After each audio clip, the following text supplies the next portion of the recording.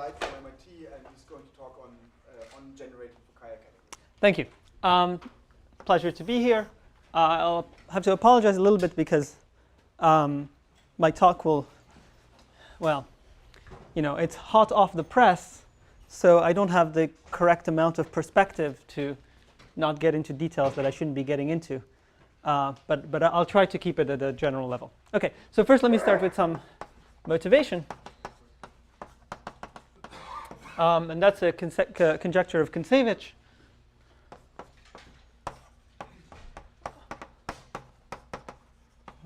Probably from last year, maybe 2 years ago, I can never remember, let's say 2009, which says the following thing. So you start with X, which is a Stein manifold.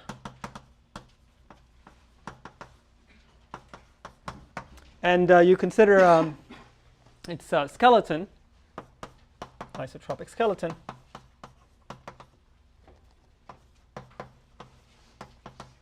And the conjecture says that if you think of this isotropic skeleton as some sort of, well, it's a CW complex. So the conjecture is that there exists A, which is a co-sheaf of A infinity algebras on lambda, such that the Fukaya category of X, and let me not say here compact, just so that we're safe for a second, and well, F stands for the Fukaya category, embeds into the category of modules over A. Okay? So, of course,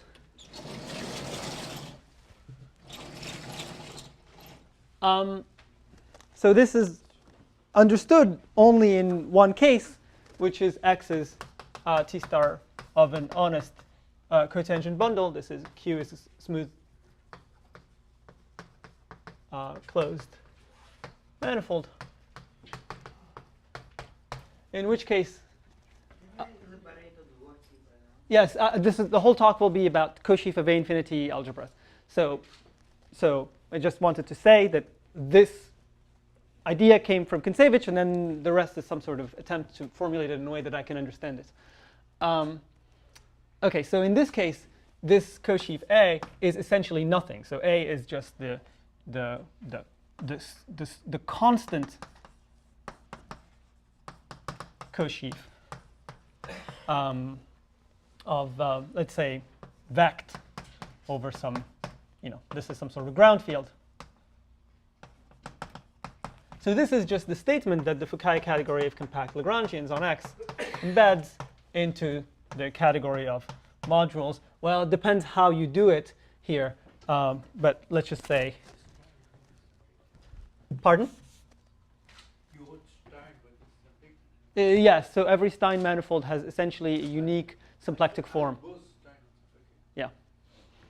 So into the category of local systems on Q. Okay. So that's the example that's understood, and in which this is a theorem. And there's actually a picture for in dimension 1, which is, again, this is somehow where Kontsevich probably came to this, about what this co-sheaf of A infinity category should look like in the simplest situation where where the skeleton is not actually smooth. So, and that's a picture that David mentioned something about in dimension 1. And I'll illustrate it with an example. The example that I want to have in mind is X is equal to this manifold. Okay. And so the isotropic skeleton can be thought of to be this this subset. And yes? Is the isotropic skeleton supposed to show up in the conjecture? Is what is? Is lambda supposed to show up in the conjecture somewhere? Yes, it is. There is a co-sheaf of A infinity algebras on lambda. It's called script A, and sits modules over this co-sheaf of A infinity algebras. The lambda is hidden behind the wooden panel. Pardon? You don't see the lambda. Oh, I see. It's in the shade. Only half of the audience. I'm sorry. So.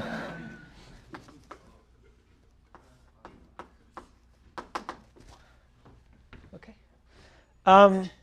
So lambda is now this graph with trivalent vertices, and this Cauchy-Vivek infinity algebras, again, whatever it is, in the smooth part of the graph, it's going to be just, trivial, has rank 1 essentially, and over here, it's going to be some category, which is essentially the A2 algebra.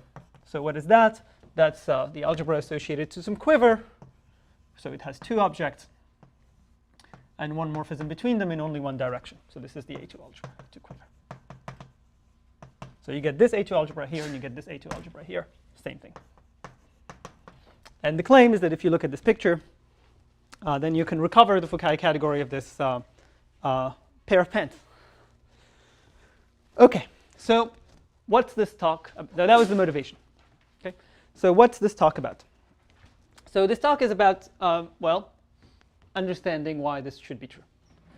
So the first kind of different perspective is that for me, it's irrelevant that we're talking about an isotropic skeleton. Okay, so I don't really care about skeleton. What is most important is actually already apparent in this picture. So where do you get this A2 algebra, and where do you get this kind of trivial local system? The A2 algebra should correspond to these let's say these 2 Lagrangians for now. This Lagrangian and this Lagrangian. And it's actually convenient, from my point of view, not to look at this A2 quiver, but to look at 3 objects in its derived category. So there is this object, which is the blue guy. There is this object, which is the yellow guy. So I'll label them, actually. Okay. But there's also the cone on this morphism. And the cone on this morphism is this Lagrangian here. Okay. So the important thing about this skeleton is that at every point in the skeleton, I can associate a Lagrangian in here. So if we're at this trivalent vertex, this Lagrangian happens to be, well, not just one component, it happens to have these 3 different Lagrangians. But if we're over here, different color. Sorry, it's the wrapped Fukaya category. No, it's not the wrapped Fukaya category. So what is the intersection between the yellow and They intersect just at the boundary at one point. They go to the same point. But if you move them a little bit, If you move them a little bit, the intersection will disappear. And so when you compute, object in the category. so they are different objects in the category, yes. And the key thing is that you have to have some conventions for how you actually compute. How does this point count? But then you make infinitesimal wrapping. Yes, in one direction. So it counts if you go from yellow to blue, but not if you go the other way around. Essentially what David had yesterday. And so what happens here? Well, here you have kind of this Lagrange. Okay, so that's to me the point. The point is that if you take the skeleton and things are sufficiently nice, then you have families of Lagrangians parametrized by this cell. So that will be the setup that I will work in. So X is a Liouville manifold. Actually, maybe we'll make it a Liouville domain, which means that it's exact, and boundary X is contact. And Q, which will, morally speaking, play the role of this zero section in the old case, this will be a simplicial complex. Just before we go any further, I mean, Yes. Denis had basically the same picture, right? So, I mean, You mean Denis also talked about the pair of pens? Yeah. Yes, but this is somehow, Denis was talking about some sort of wrapped Fukaya category. yeah, but your category should be related to this. This category has a functor to the wrapped Fukaya category. Yeah, Okay. So can you describe your conjectural combinatorial description as a sub? This maps into it. I think it actually maps injectively. Okay, so it's a subcategory, but it's not a fully faithful subcategory. That is, you take 2 objects, and in the wrapped Fukaya category, there's lots and lots and lots of morphisms between them. And this is somehow and here you see kind of very few morphisms. All objects here have like finite rank Fleuric homology groups between them. Whereas in the wrapped Fukaya category, they have, winding around a lot. So there's no conjectural description of this in terms of matrix factorizations? I think there, I don't. There is an interpretation of this in terms of mirror symmetry, yes, but I think it's not quite matrix factorizations that show up if you try to interpret this. Well, yes. But it's actually a good question. But there is an interpretation of this term mirror symmetry, but the mirror of this is not the category of matrix factorizations that Denis talked about. It's something else. OK, so that's the setup. X is a Liouville domain. Q is a simplicial complex, which means what? Which means that Q is something that's obtained by gluing together simplices together. So gluing simplices together. Like, for example, this is a perfectly fine simplicial complex. It has this triangle and it has this edge. OK, and I want to define something which is called a family of Lagrangians parametrized by Q. So, pardon? Q is lambda. Yeah, I'm sorry, I switched from Q to lambda. Q was what used to be lambda, but It's a simplicial complex abstract, not sitting. abstract. And now I want to talk about what I mean. I will be using the notion of a family of Lagrangian parametrized by Q. So what that means is that there is a smooth family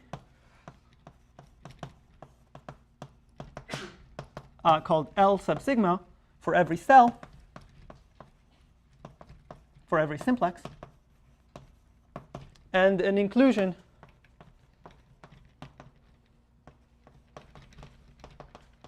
smooth family L sigma of exact Lagrangians with Legendrian boundary, okay, for every simplex, and an inclusion of L sigma restricted to tau into L tau whenever tau is contained in the boundary of sigma. Okay? That's exactly what we had here. There is a family of Lagrangians parametrized by this edge, which are these guys. Well, until we stop. Anyway, which are these guys. And then when we go to the boundary, the family associated to this vertex is not, well, the same as the one associated to the edge, but it somehow there's an inclusion. You just take the orange guy and you restrict it to the blue guy. Well, it's a smooth family over every simplex. Smooth family over every simplex. And that's essentially all you need. And then there's properties. The families get bigger when you pass to the boundaries. And now this. Sorry, so that's sort of more co-isotropic than isotropic. How should I think about that? It is, so in the examples that I will think about, it will happen that, so I don't know what you mean by co-isotropic. If I take the union, so there's, okay, so Q is usually thought of as some isotropic complex. So in all examples, the dimension of Q will be less than or equal to n. Okay? But now if I take Q and I look at the union over all the Lagrangians parametrized by Q, then the dimension of that will be indeed bigger than n. Because it will be 1 for the fibers, n for the fibers, plus something for the dimension of Q. Okay, and there's going to be, so this key assumption.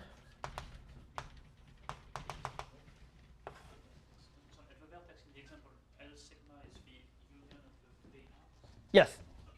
Okay, or rather, yeah, so it's a disconnected, whichever way you want to think about it. But it's a union of the three arcs. So the key assumption, which I want to call something like local constancy, or maybe it's better if I use the word constructibility. I haven't decided. And that is that if I look at the boundary, so boundary L sigma, so this is a family of Legendrians in boundary X. So this family is, well, intertwined by diffeos in boundary X. So let me just say what I mean. So what I want to avoid, so explanation. So what I want to avoid the following phenomenon. So I want to avoid the phenomenon where I have an edge, okay, so sigma edge, and over 0, I say for example I have this family of Lagrangians, and as we're moving along our edge, these guys are coming closer together, so that at 1 we end up with this family. Okay? This is something I want to avoid, and the reason is that of course, this doesn't satisfy this property because at some point in the middle, these 2 points are the same. So you could have a family of exact Lagrangians, which at 0 is this, and at time 1, so as you're moving, these guys are tilting. Time is this edge. So there's. So it doesn't matter because they're going to take Legendrians to, these are all Legendrians. They're going to take Legendrians to Legendrians.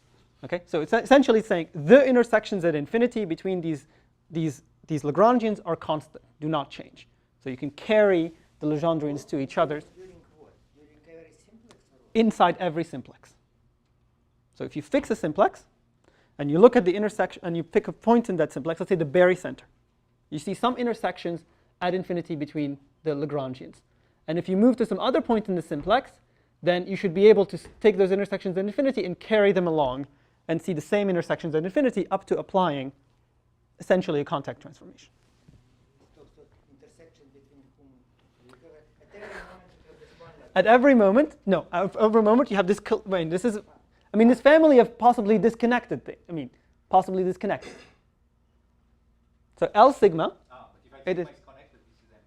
Well, if L sigma is connected and embedded, this is an empty condition. So L sigma may be the L sigma may be direction of intersecting quadrant. just like in this example. At the vertex, we had 3 different components. Okay? If I take this and I cross it with an interval, I see that over here, these 3 components actually intersect at a point. I would like for that property to remain as I vary along. Okay, so this is exactly what you don't want to happen. You don't want an edge over which. Are they embedded inside? There is no intersection. For every moment, this Lagrangian in the interior of the manifold have no intersection. No. They could intersect. They could intersect on the boundary and in the And the interior. And in the interior, they're essentially allowed to do what they want to do. But the key thing is that their boundary intersections don't disappear.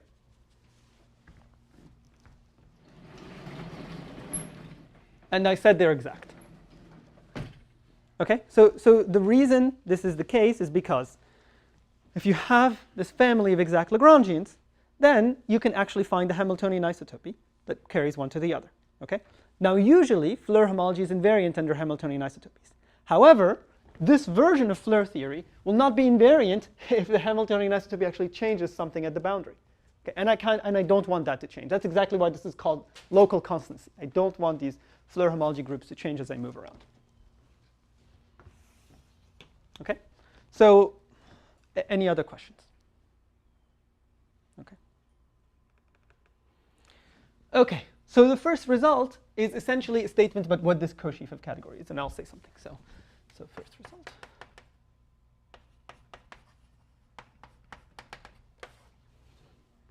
Yes. Did you have a question? Yeah, but can't you always generically at least subdivide your simplexes So so that you actually get your condition to be satisfied? This is I suspect. On your picture, at least it's the case. If intersection starts at time 1/2, you just add 1 to the point 1/2. The simplices are closed. So when I say simplex, I mean a closed simplex. And if you subdivide, then that doesn't actually work. Because at that point, at the boundary, then something. Anyway, I would have to think. So this means that on this picture there, the yellow and the blue cannot be on adjacent simplices or something like that. The yellow and the blue. So this comes from this simplex, and this comes from this simplex. And when I move over here, I only have only one move to each simplex. So on this edge, I only have yellows. Yes. And on this edge, I only have oranges. Okay, So the condition is over. The intersection of the two is empty. The intersection between the two is empty. On the boundary, except on the limit. No? Yes, but L sigma. So you could subdivide by using the same trick you used at the Yes. triangle, which is to lose a small piece. Yes, and then create new things in there. I suspect you can actually do this without division, but you have to be careful. But let me make sure that, because there seems to be a point of confusion about what the condition says. So the condition says the following thing. First, fix a simplex.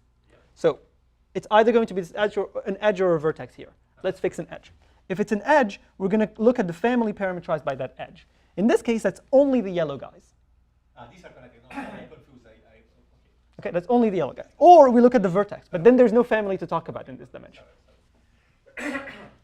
Okay, so the first result, which as people are suggesting, it might very well be the case that if you do subdivisions very carefully, you can arrange this, you can drop local constancy, but I don't want to worry about that.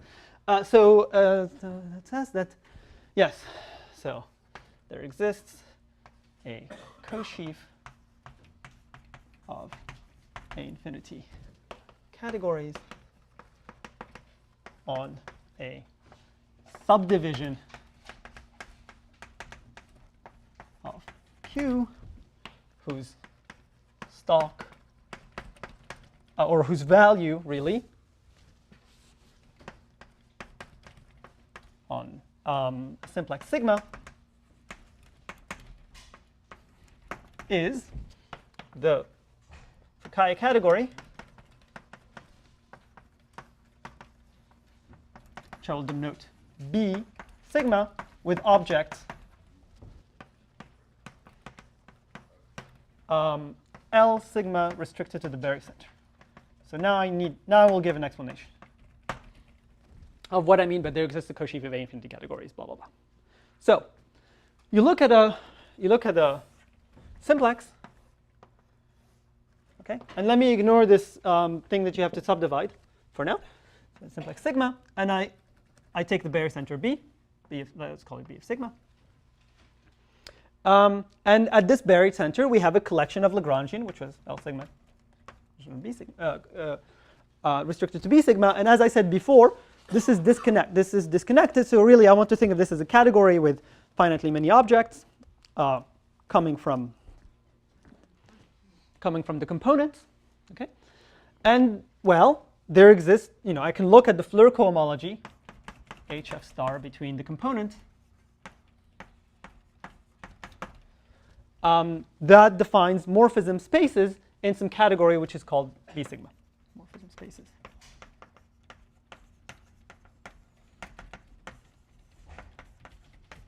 Okay. Objects are these Lagrangians. The morphism spaces are Floer cohomology groups. So now that's the value on every simplex, and the question is, what do I mean by saying it's a cosheaf of categories? Well, what I mean is simply that given an inclusion, given tau contained in the boundary of sigma, we have an A infinity functor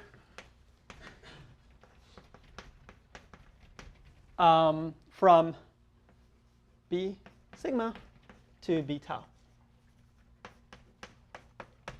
Now, how do I define this A infinity functor? Well, this is where it's convenient to subdivide. Okay, so let's make our life a bit easier and assume no problem happens. So here's B tau. Okay, and by assumption, well, if we look at this path of Lagrangians, this path in Q, going from here to here, we have a family of Lagrangians parametrized by the points in this path. Okay, so if I follow this along, I will get a map between the Floer cohomology groups of L sigma restricted to this point, between Floer cohomology group of the Lagrangians that kind of are parametrized by this point, to the Floer cohomology groups of, well, the Lagrangians parametrized by this point, okay? But just by some sort of continuation map. And you needed constancy of the intersections at the boundary in order for this to be true.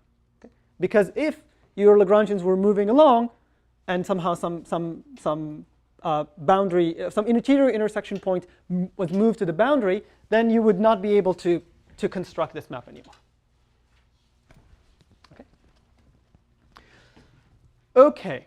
So this is the case, and the statement that it's a cosheaf of A infinity categories just says that given a triple,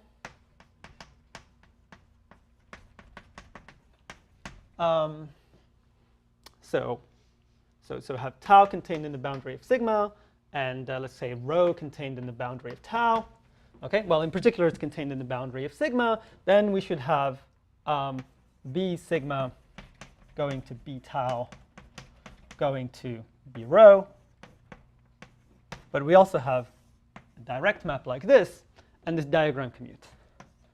And this is actually very surprising. Well, it's a little bit surprising because I should have said, I mean, the expectation is that you would end up with some collection of categories and functors between them, but then the co-restriction maps wouldn't commute, but they would only commute up to homotopy, and then you'd have to put in the homotopy between the homotopies as your data, but that's exactly why I wanted to subdivide. Okay? Turns out that if you subdivide this collection appropriately, you can actually ensure that you have strict commutativity of the diagrams of the co-restriction diagrams. You mean this divide so kind of yes. small that there kind of no chain homotopy happens? Absolutely, yes. And the cost that you pay is that, let me just say something very simple. So let's say, before you had something like this, and you had a path from here to here, which had which produced you some non-trivial homotopy. So what you do is if you subdivide very, very small, okay, then over here you will now have your category associated to this point will be bigger than it used to be before. Okay, you'll have the guy coming from here and the guy coming from here. Okay, so this guy is bigger, but then over here there'll be some category with like more objects, but many of these objects will be quasi-isomorphic to each other. And level of Fleur homology, nothing will change. This is just some trick, but it makes life much easier to handle. As I said, I'm too close to the technical details, and I'm not sure what I should be saying and what I shouldn't be saying. Okay, so this is the first step. So the claim is that this is the co-sheaf of A infinity categories that Kontsevich kind of is talking about here. Okay, so now let's assume that we have a compact Lagrangian. Blah. So given K inside X, compact Lagrangian, what we can do is we can consider the Fleur cohomology. Again, everything is at the cochain level. But the Fleur cohomology of K with this collection L sigma. Well, again, L sigma restricted to B sigma. Okay, so take the Fleur cohomology with all the components, but I'll just kind of drop that because it makes life a lot easier. Well, what is this? This is a module over this category B sigma. So what do I mean by that? I just mean, for example, if you ignore all the, if you work only at the level of homology, what that means is that you have composition maps.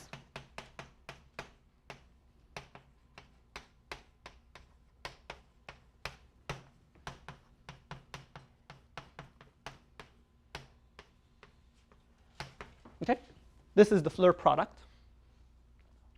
This is somehow this is the category or this algebra B sigma. These are the morphism spaces in here, and so you can take these morphism spaces and act on this module. Okay, so result number 2. So second result.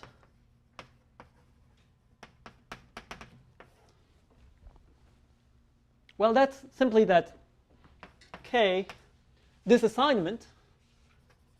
Sorry, let's call this. Sorry, let me just write L of sigma for this. This issue with left and right, but it's okay. L sigma will be this module.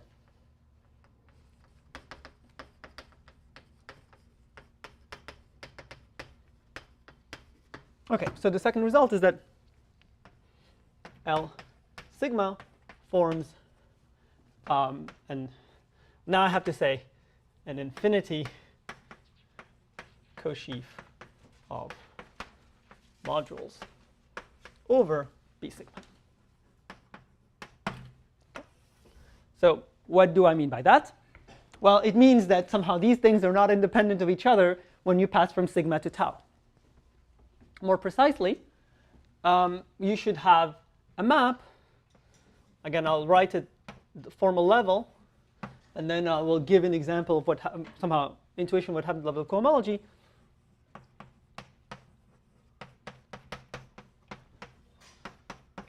There should be a map like this, which means that L sigma is a module over B sigma, L tau is a module over B tau.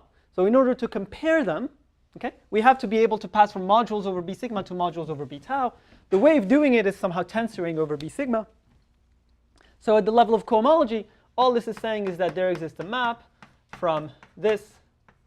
OK, I'm going to drop the restriction to the barycenter, because that's not helpful. Tensor, well, you tensor over this. The first order in the tensor product is this guy just doesn't even show up.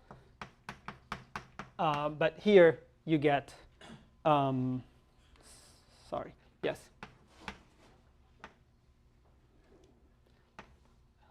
Tau.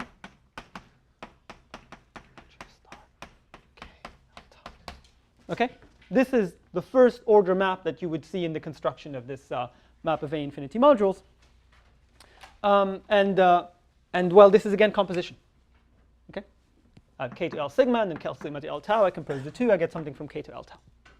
When you talk about this category over here, are you allowing any holomorphic strips? Your holomorphic strips are global, even though your Lagrangians are restricted. So yes, right now my holomorphic strips are global. I think yes, they're global. Okay.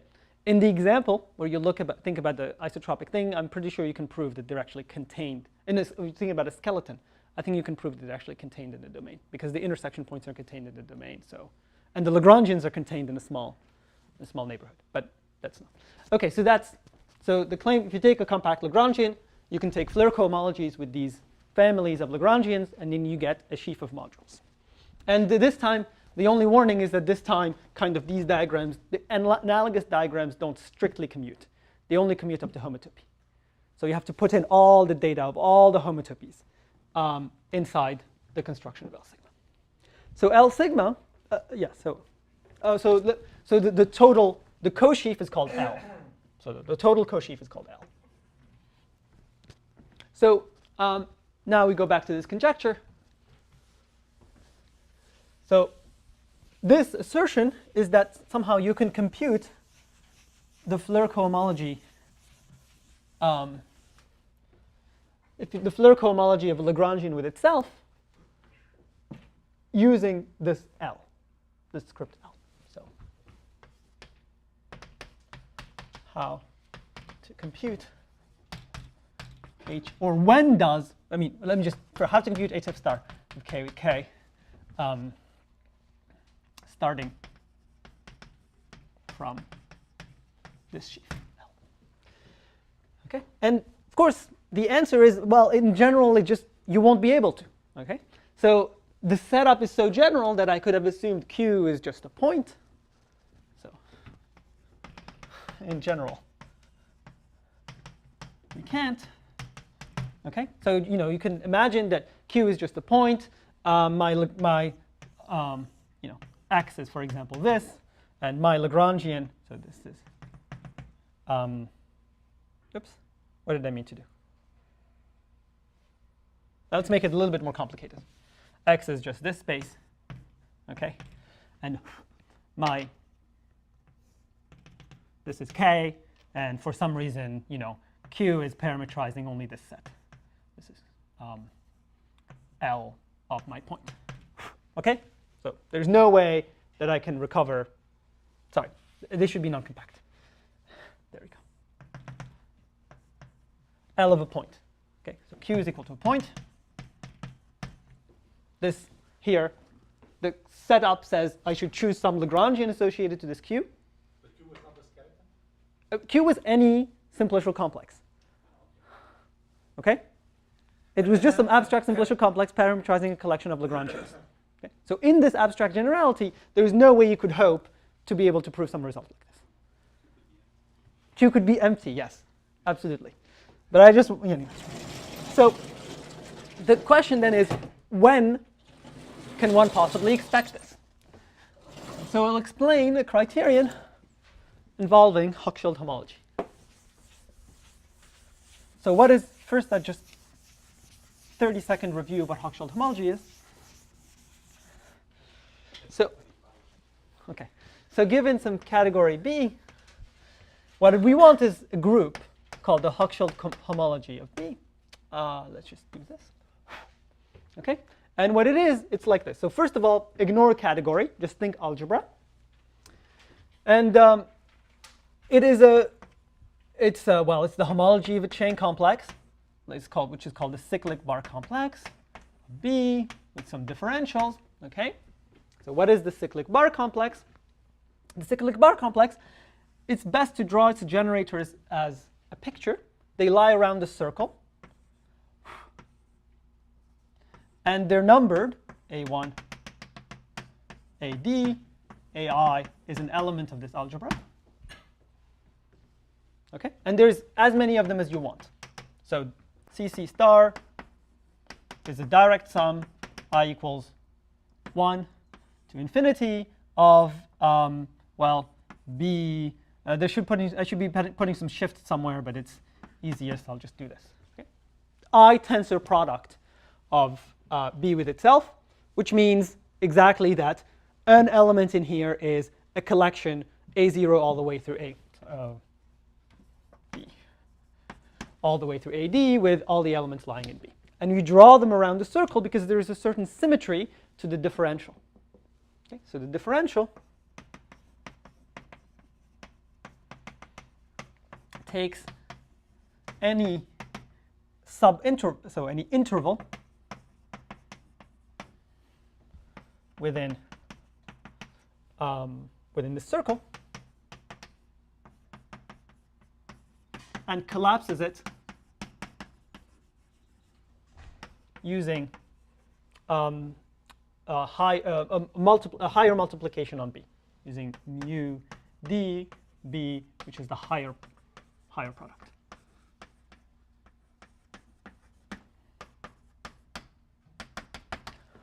Okay, so this has a picture associated to it.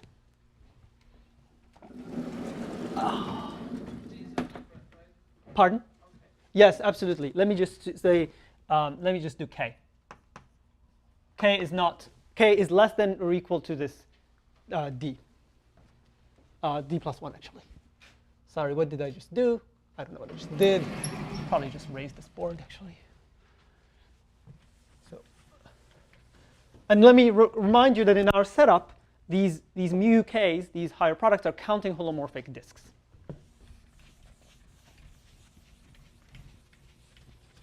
So the picture is that little b, this is the differential, applied to this picture.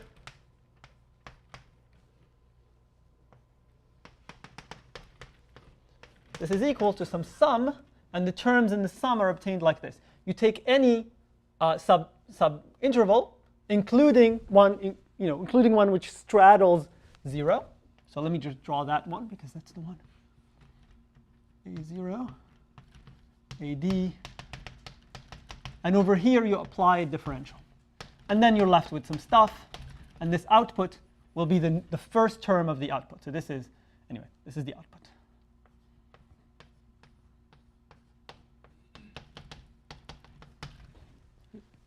Take this cyclic chain and make it shorter. But of course, you could also have applied this not at something which straddles the origin, but at something else. So let me just write that. 0.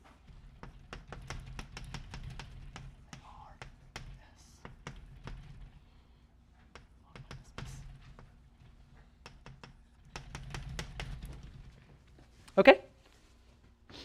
So the most interesting feature of Hochschild homology in the context of Lagrangian Floer homology is that there exists a natural map from the Hochschild homology of these categories, which I will call B sigma, to the homology of X REL boundary. Okay. This map is called the open-closed map.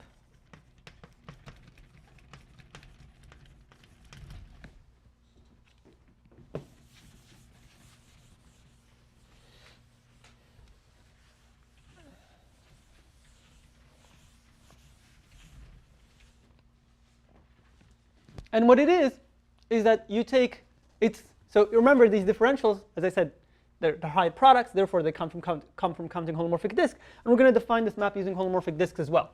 Except this time, we're going to use all the inputs. So let me just call it OC. So OC of this guy is equal to some count of holomorphic curves where the picture looks exactly the same, except that you put an interior point, and so. Okay, so what does this picture mean? It means that you look at the moduli space of disks, holomorphic disks, with boundary conditions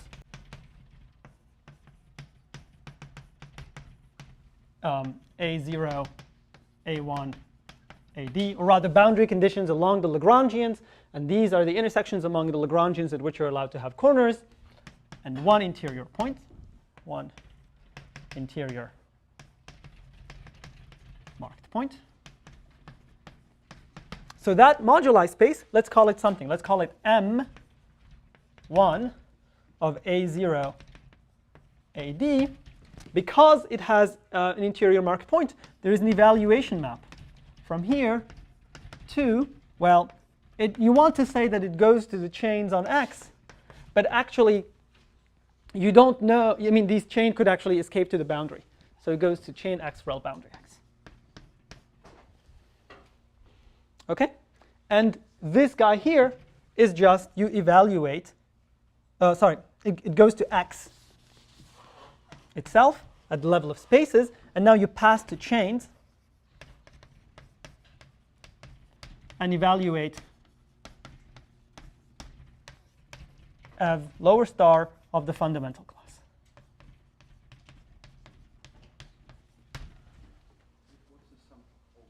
Some overall holomorphic disks, I'm sorry. I mean, I don't quite know. Which coefficients do I have? Well, now the question is, so because we're in exact situation, if I had added the words spin Lagrangians, then you could use Z if you wanted. Probably, I don't want to worry about that, so let's just Z mod 2, so that I don't have to worry about signs. But you can do this integrally if you have signs. So this is what this map is. And now, the third statement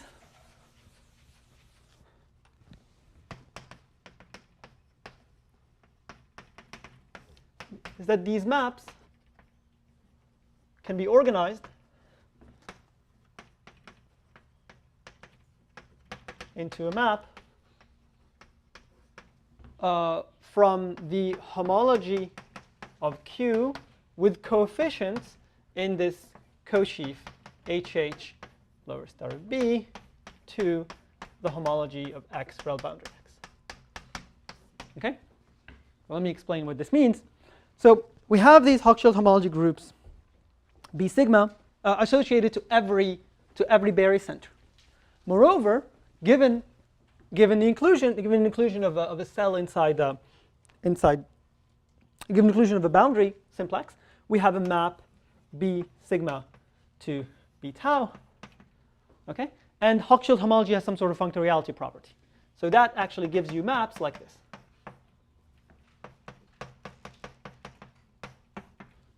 And our functor is commuted, so therefore these things commute. So that means that this collection of vector spaces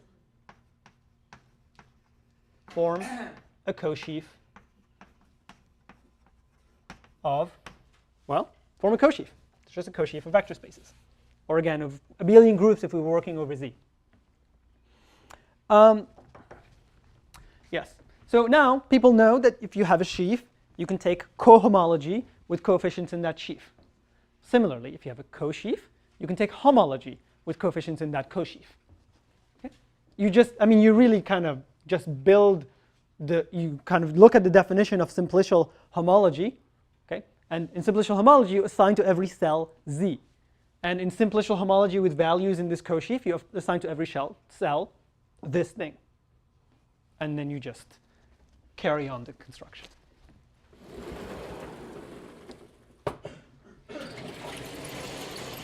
I just want to give one example, because it's a little bit surprising. So, and the example is that of the one I started with.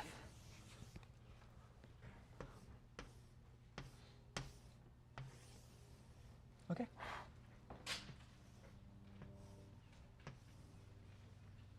Okay.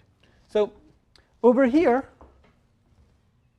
we know what our category was. It was just vector spaces. It's somehow just one object whose endomorphism algebra is just rank 1. The Hochschild homology of that has rank 1. Okay? There's nothing very interesting going on.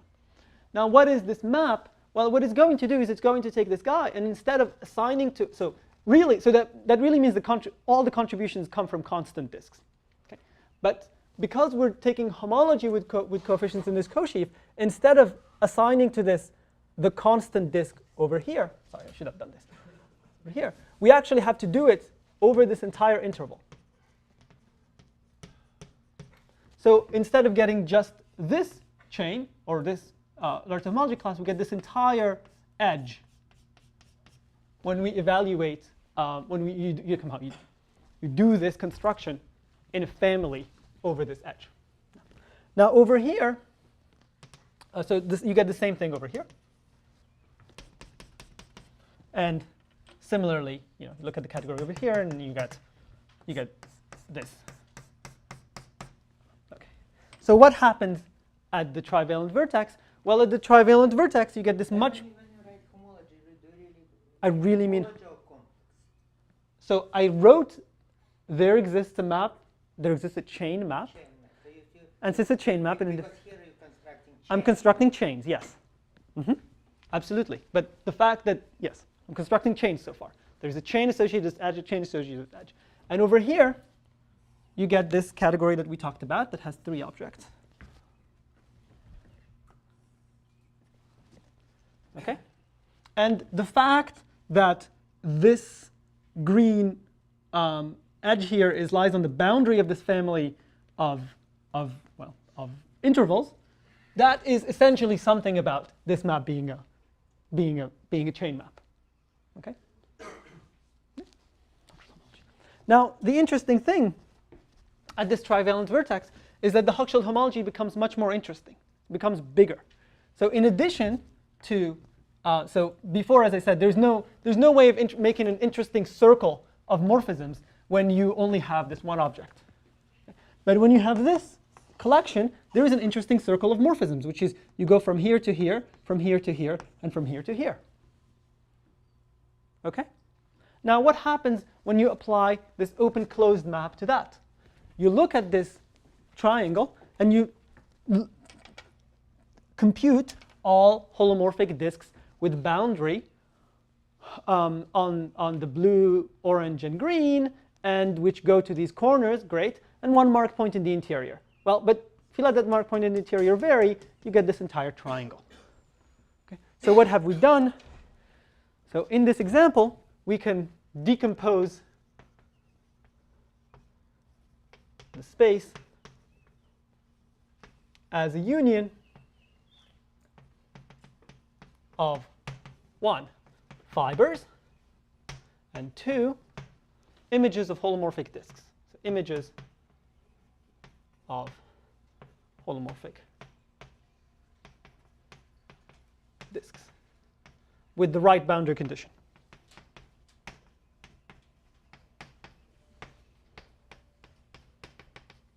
That can be stated algebraically in terms of that map.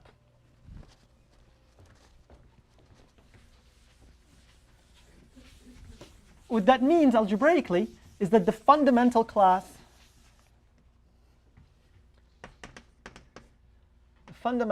of X, which lives inside the homology of X rel boundary X, lies in the image of the above, of the map. Well, anyway, of the homology version of OC. Let me just call it that. Okay, and this is the answer to the question. The question was, when does this construction of a sheaf that you can associate to every Lagrangian, when can you recover the Floer cohomology of a compact Lagrangian with itself from the sheaf? And the answer is if and only if, well, maybe not if and only if, let me just say, if the fundamental class of X lies in the image. So let me just state that as a, I don't know what result we're on, fourth result.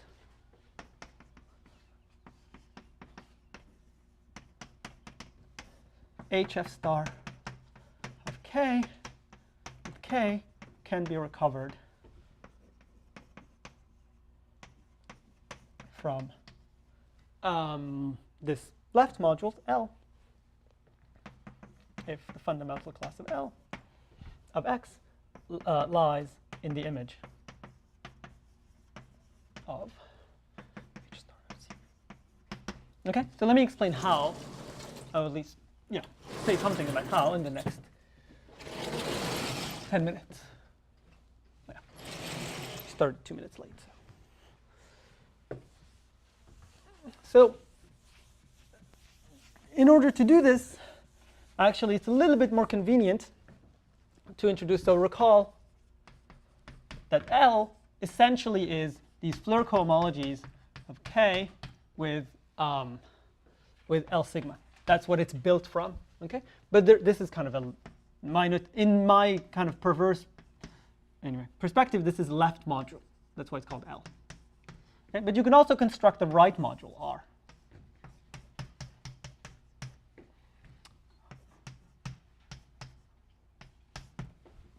Okay? So now I can tell you precisely what I mean by reconstruct. So in fact, the precise statement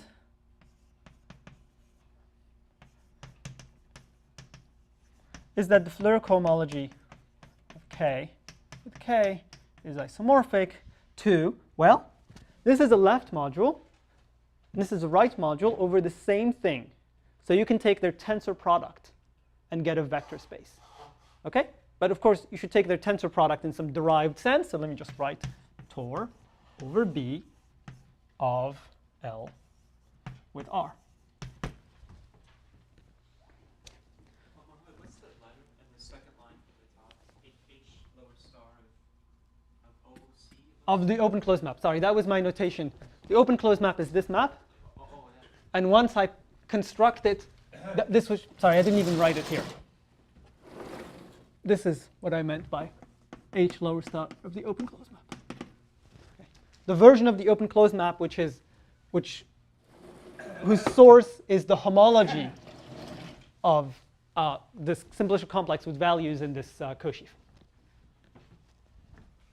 Okay, so the only thing that I can explain today is why, well, even that I may not get to, is why this map is injective. Okay, that's all really we can. Was it already also, I mean, if you have two different, K and K prime. Yeah, that would also hold. You could compute Floer cohomology between K and K prime by doing the right modules, yes, the correct modules. And in fact, it's cleaner because then there's less confusion over which side K is on. But So remind me, what was K prime? What kind of? K is a compact, exact compact Lagrangian. Compact, Yes. Not going to the boundary. Not going to the boundary. Yes.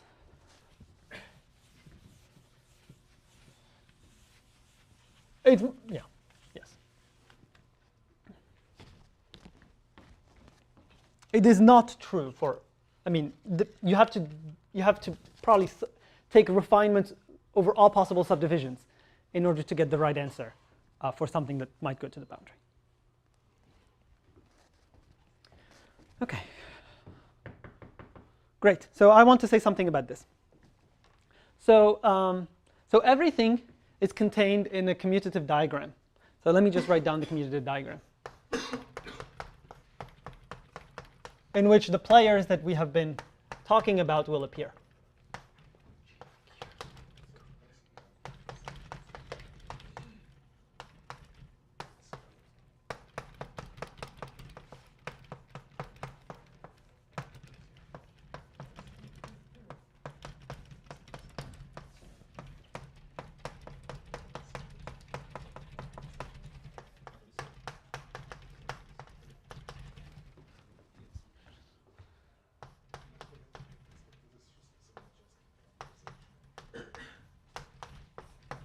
Okay?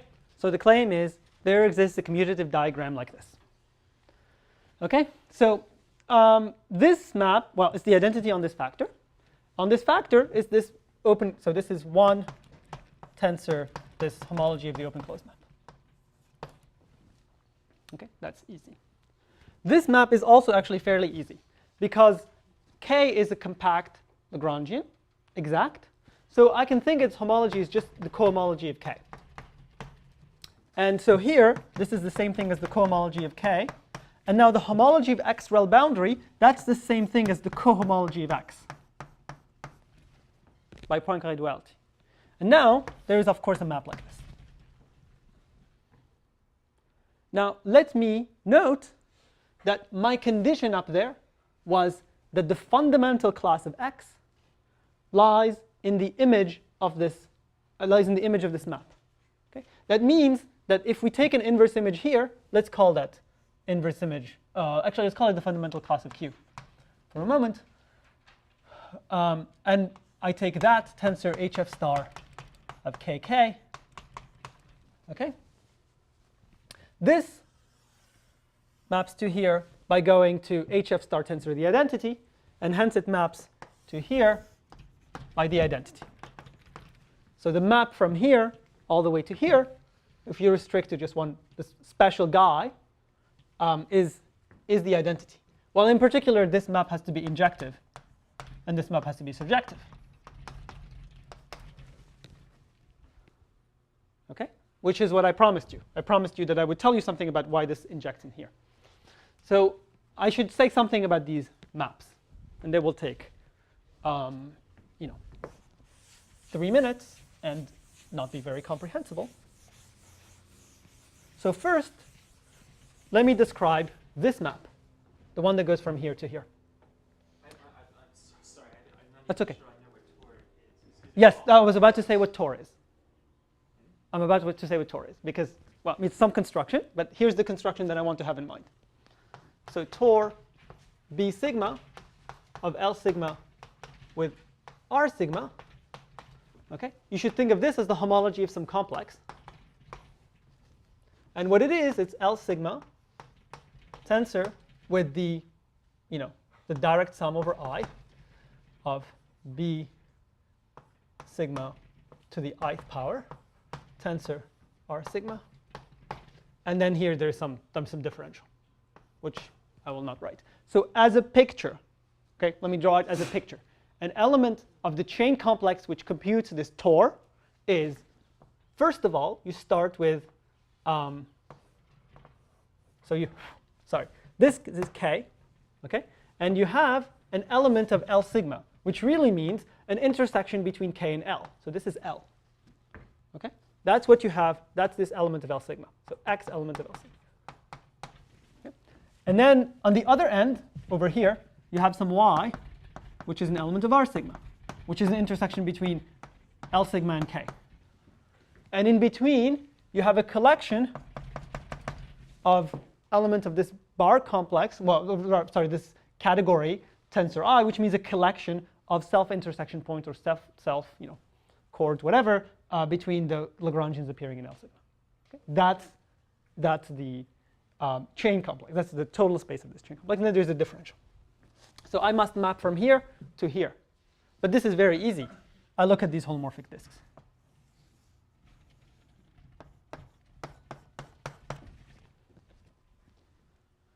Okay? So honestly, I will not go over. So then, what is left then is explaining what this map is. But now we kind of know already what that, so what is an element of this homology of Q with coefficients in this Hochschild homology? I told you it was just some, I'm going to label things differently now, but it doesn't really matter. An element of this Hochschild homology is just a collection of morphisms between L's arranged around a circle. Okay? An element of the Floer cohomology of K with K, that's just some intersection point of K with itself. Okay? So we must map it. We must map this to an element of this Tor, or rather to the chain complex that computes it, that is, we must map this to this collection. Okay? An intersection point between K with L sigma, and then a bunch of intersection points. Okay, so how do you do this? You take this chain, you break it anywhere you want, and you count holomorphic disks. D bar U equals 0. Okay, so you take this chain, you break it anywhere you want, including A0 in here. Okay, and what you're left with, at the output, you have some intersection point between K and L sigma, then a collection, which is this arc. This is the output.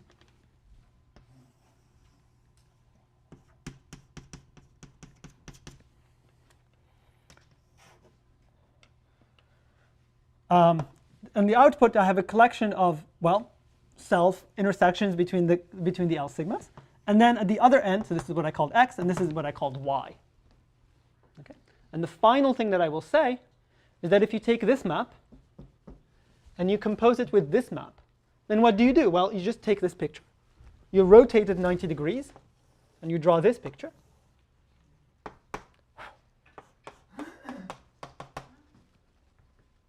Yes. This is the, so I take this picture. I rotate it 90 degrees, and I put it at the other side here. Okay? I guess, sorry. Now I'm going from here to here. Now I have this. There's no disk in the middle. That's empty. That's empty. Now I have a holomorphic disk with these two corners. I smooth these two corners.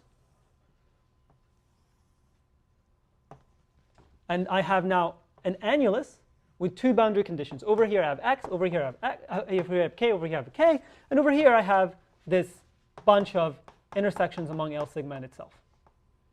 A0, okay? And now I shrink this disk. Okay? I take the modular parameter and I let it go to infinity. So this just collapses, and what I get is precisely something that was what should, well, so what I get is, so when you shrink it, you get one disk, one strip, one marked point, and then hop, and then a holomorphic disk here with boundary condition L sigma. Now this was my open-closed map. And this is multiplication. So you interpret this as the composition going like that, and you interpret this picture as the composition going like this. And so that proves the part about this, the part about my claim about recovering Floer cohomology from sheaf cohomology on this space which parametrizes a collection of Lagrangians. Sorry for running over.